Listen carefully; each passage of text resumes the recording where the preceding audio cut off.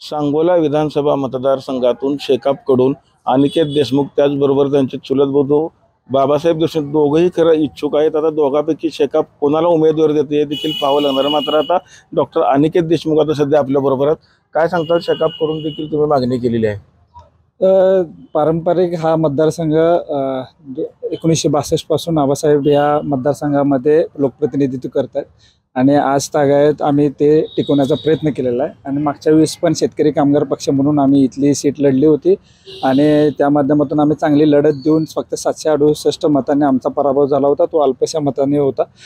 जवळपास winning candidate एवढं एक बुथचंच मतदान 768चा विचार करता। तर निश्चित शेतकरी कामगार पक्षाची मागणी आहे आणि ती आम्हाला जेवढी माहिती आहे ती शेतकरी कामगार पक्षालाच इथली सीट सुटलेली आहे। परंतु तुमच्या दोन भावामध्ये वाद असल्याची चर्चा संपूर्ण जिल्हाभर आहे। दोघांपैकी कोणाला उमेदवारी मिळेल असं आपल्याला वाटतं? आमच्यात मतभेद तरी नाही आहेत। आबांनी जेव्हापासून माझ्यावर जवळ दिले तेव्हापासून मी पक्षाचंच काम करतोय। त्याच्यामुळं मी वैयक्तिक स्वार्थ न बघता पक्षाचंच काम केलं आहे आणि ज्या पद्धतीने जनतेने विश्वास देऊन मला मतदान केलं होतं त्या विश्वासासाठी पात्र ठरून मी मागची 5 वर्ष विविध माध्यमातून काम करतोय आणि आज मी एका संस्थेचा अध्यक्ष आहे। त्या माध्यमातून मी शिक्षण क्षेत्रातही काम करतो, आरोग्य क्षेत्रातही काम करतो आणि सामाजिक क्षेत्रातही काम करतो। तर आम्ही पक्षवाढीसाठी काम करतोच आहे।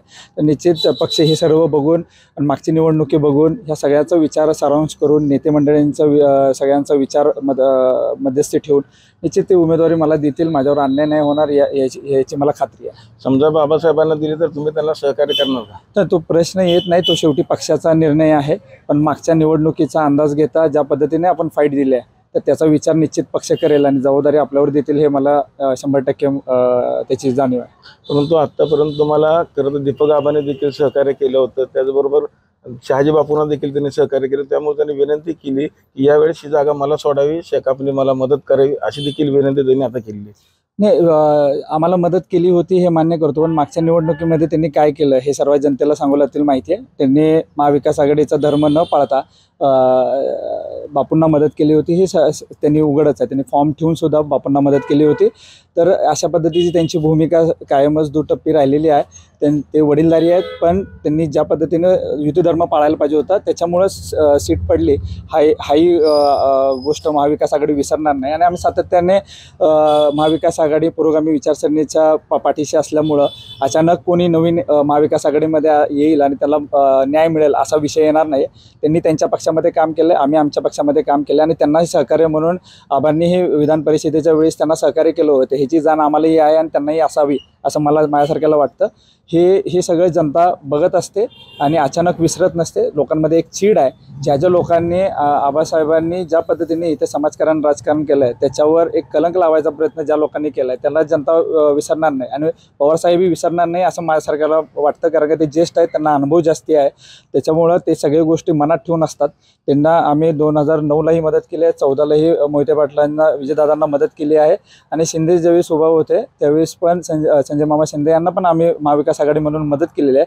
प्रत्येक वेळेस आम्ही शेतकरी कामगार पक्ष म्हणून पुरोगामी विचारसरणीच्या पाठीमागे राहून पुरोगामी विचाराच्या आघाडीला आम्ही कायम पाठिंबा दिलेला आहे। तर त्याचा सगळ्याचा इतिहास आम्ही मोजक्याच जागा मागतो। आमचा पक्ष छोटा आहे, मोठे पक्ष बाकीच्या ठिकाणी त्यांचे काय ॲडजस्टमेंट आहे ते त्या पद्धतीने करतील।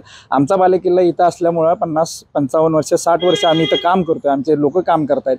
आम्ही सातत्याने एक लढाई लढतोय, विचारांची लढाई लढतोय, तर त्याला न्याय महाविकास आघाडी निश्चित देईल। परंतु तुमच्या दोन भावामध्ये वाद असल्यामुळे ही जागा उभाटा गटाला सोडली जावी अशी एक चर्चा कुजबूज महाविकास आघाडीमध्ये ऐकायला मिळते।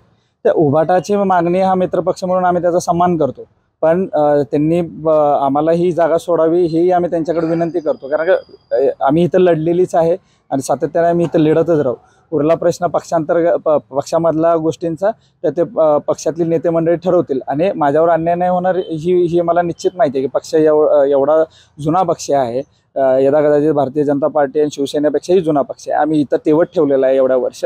तर अशा गोष्टीचा असा जुना पक्ष कधीही एखादं काम करत असेल त्याच्यावर अन्याय नाही करणार। समजा उभाटा गटाला जागा सुटली तर आपली भूमिका काय असणार? उभाटा गटाला जागा महायुतीने विचार करावा। उभाटा गटाला आम्ही विनंती करतो की इथे शेतकरी कामगार पक्षालाच जागा सुटली गेली पाहिजेत आणि जर उभाटाला जर तसा काही आमच्या शेतकरी कामगार पक्षावर अन्याय झाला तर निश्चित आमची भूमिका ही वेगळी राहील. आम्हाला इथं आम्ही 50-55 वर्ष 60 वर्ष काम करतोय आणि त्याच्यासाठी लोक आमच्याबरोबर जोडलेले आहेत. आमचं स्वप्न आहे. मागच्या वेळेस निशस्ता अल्पशा मताने आमचा पराभव झाला. एक बूथचं मतदान नाही तेवढ्या मताने आमचा पराभव झालेला आहे. अशा गोष्टींचा विचार करता आमचं एक स्वप्न आहे की आबासाहेबांचा लाल बावटा इथं फडकला गेला पाहिजे. त्यासाठी आम्ही अहोरात्र काम करतोय आणि तो आम्ही निश्चितपणे काम करून जिंकून दाखवू आणि आबासाहेबांना भावपूर्ण श्रद्धांजली वाहू हे मी या माध्यमातून सांगतो. राज्यात टोटल किती जागा शेकापला सोडण्याचा निर्णय झाला? मी तेवढा मोठा नेता नाही आहे, पण निश्चित ज्या पद्धतीनं तुमच्या माध्यमातून कळते 3 जागा आम्हाला सुटलेल्या आहेत असं आम्हाला कळते. आमच्या मागण्या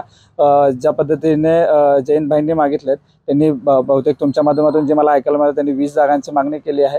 काय जागा मिळते त्यांच्या मोठ्या लोकांमध्ये काय तडजोडी होतील त्या पद्धतीने त्या घोषित होतील. शेकाप दिला जर सुटले तर दोघांपैकी कोणी एक जण तुमचं उभारणार नक्की आणि विजय असणार आपला? निश्चित शेतकरी कामगार पक्षाचा विजय असणार. पक्ष माझ्यावर अन्याय नाही करणार हेही मला माहिती आहे आणि आम्ही ताकदीनं काम करू हेही मला माहिती आहे.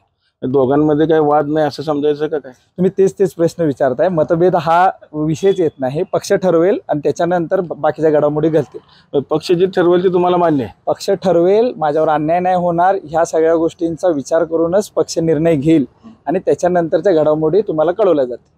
आपण बघितलं की शेकापची जागा जर सांगोला सुटली तर 2 भावामध्ये जो काही वाद आहे तो पक्ष कोणाला तिकीट देणार यानंतरच तो खरं तर समोर येणार असल्याचं वक्तव्य आता करता अनिकेत देशमुख यांनी केलेलं आहे.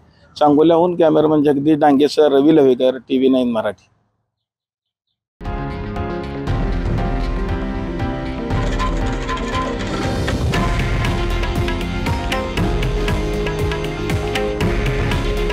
हे आहे देशातील नंबर 1 न्यूज नेटवर्क आणि आपण पाहत आहात TV9 मराठी. काळजी तुमची, हित महाराष्ट्राचं.